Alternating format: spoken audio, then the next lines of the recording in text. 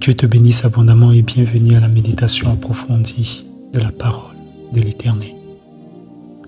Dernièrement, je te parlais de la question de la prière et je t'enseignais la profondeur de la réflexion en te disant que la vraie prière commence lorsque le cœur s'aligne sur la volonté de Dieu et non sur les urgences humaines.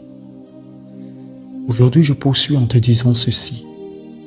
La clé est de prier en étant conscient de ce qui a déjà été promis et pas seulement en mentionnant ce que tu désires.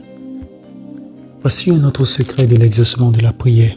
Tu dois toujours et absolument toujours être conscient de ce qui a été promis.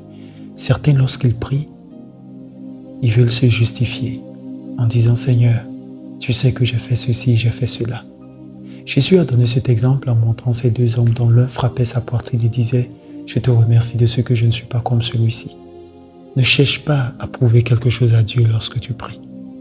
Et retiens ceci. Lorsque tu pries, Dieu t'entend. Et à un moment donné, tu dois devoir te taire aussi pour entendre Dieu te parler. Car les mauvaises habitudes, combinées aux mauvaises actions,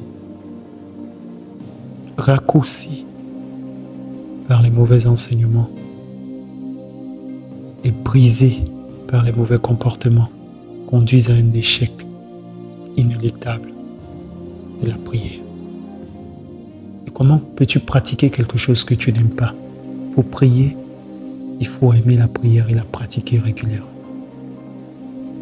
Je prie donc que Dieu t'ouvre la sagesse et l'intelligence sur ce que je suis en train de te dire, afin que les écailles de l'aveuglement spirituel puissent tomber, laissant place au boulevard de l'exaucement, dans le patinage spirituel de la douceur et de l'excellence de la volonté de Dieu connue, étant parfaite et non permissive. Que Dieu te bénisse abondamment.